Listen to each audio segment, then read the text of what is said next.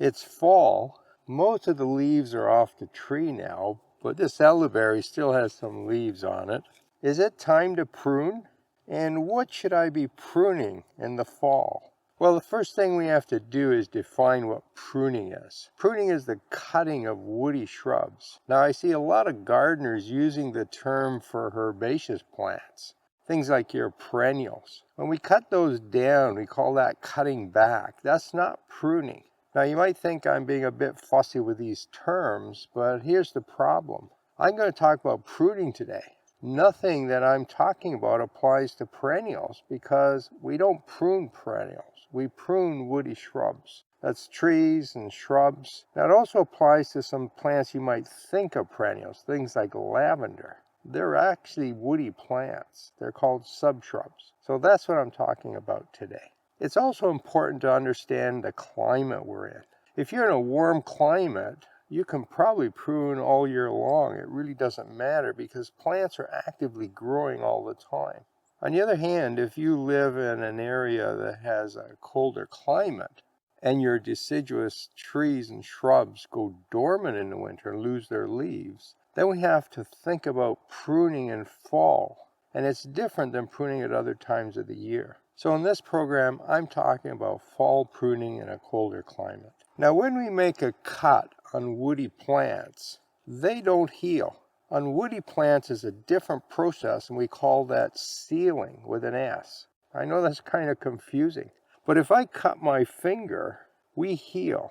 The body's able to repair that tissue, and after a period of time, you probably can't even see where the cut was because the tissue has grown back. Trees don't do that. Trees seal. What trees do is they seal the cut. What they do is they produce a whole bunch of new tissue behind the cut. And essentially the cut area stays there forever or until it falls off the plant. New tissue, the sealing tissue, grows. And that's the only way they can take care of this cut. In the fall, trees and shrubs, they're going dormant. They're stopping to grow. So they don't make new cells. So when I cut this in fall, I have an open wound that just sits there all fall and winter long. And that's a site where diseases can get into the plant. And that's the problem with pruning in the fall. So what kind of pruning do we do in the fall? Well, we really shouldn't do any pruning. Now, there are a few exceptions, and we're going to go over those. But in general, the rule for fall pruning is don't, because you create these open wounds that sit there all winter long. So what kind of pruning should you do in fall? Fall is a great time to go around your garden and have a look at all the woody plants. With the leaves on the ground, you can see all the branches and you can see if there's any damage or any problems that you have to correct. But correct those in the spring, not in the fall. Now, if you see some damage, so you see a broken branch, it's a good idea to prune that off because the cut you make with these pruners is going to be smaller than the opening that the break has made. So pruning off damaged branches should be done any time of the year when you see them. The other thing to look for are diseases. If you find a disease on your trees, make sure you understand how that disease develops. Sometimes it's better to prune in the spring, sometimes in the fall. Something like black knot is very obvious once the leaves come off. It's a fungal growth that makes the stem expand into this black, sooty thing.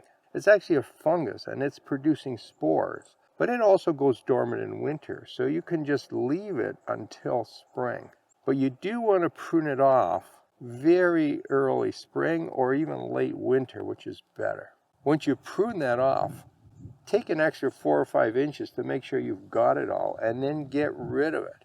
Either burn it, bury it, or put it in the trash and get it off your property. When I see diseases like that, I tend to prune them whenever I see them, even though it's not the best thing for the tree. The best thing for the tree is to do it in late winter. But since my memory's not so good, it's not a bad idea to do when you see them. The bottom line, don't prune in fall. Save these guys for late winter. And what I like to do is to go out on a sunny day when there's still snow or ice on the ground. That way you're not compacting the soil, and you've got this itch in you to go out and do some gardening. it's a perfect time to check your plants and do the pruning. Some shrubs make lots of growth in a single year, and you get these weak stems coming up. If you're afraid that the winter snow and ice is going to damage these branches, you might want to tie them up, or you could prune them off now. I did say you shouldn't prune in fall, but if you have to choose between damaged wood and a pruning cut is better for the plant.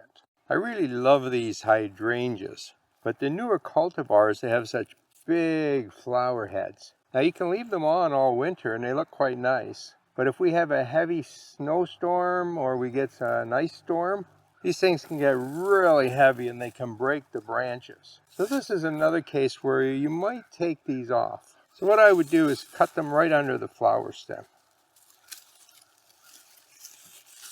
Now I had said don't prune this time of year, but you'll notice that the cut is very small.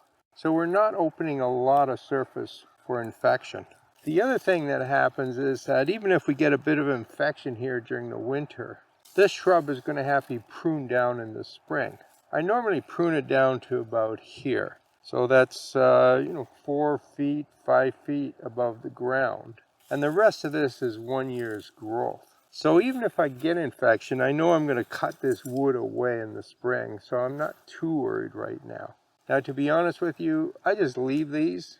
If one of these branches breaks, it's not a big deal. I'll cut it out. These hydrangeas are such good growers that they'll just replace it with another branch. In fact, to be honest with you, I have too many branches in here anyways. It could use a little thinning, so maybe nature will thin it for me.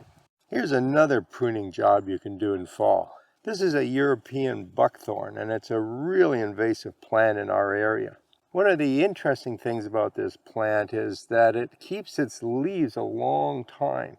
And I think that's one of the reasons it does so well in our climate. All the other trees have lost their leaves. This one still has them and is photosynthesizing. So it can grow longer in the fall, and it leaves out really early in the spring as well.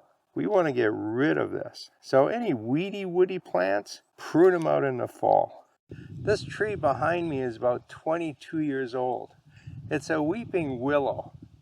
I got it 22 years ago as a little cutting about this big. Didn't have any roots yet, but I got it at a Hort Society meeting and they were giving them out, and I thought, I'll take one of them, why not? So I took one, took it home, put it in water, rooted real easily, as all willows do, and then I planted it here. And it's got this beautiful yellow color now. It's a really nice tree. Some of the branches have died back and I've had to cut them off. It also drops shorter branches periodically, so it's kind of a messy tree, but I really like it. Now, if you'd like to learn more about pruning, I have a whole pruning course available on Udemy, and I'll put a link to that right here. And if you want to watch another one of my videos, have a look at this one. It talks about fall cleanup in the garden.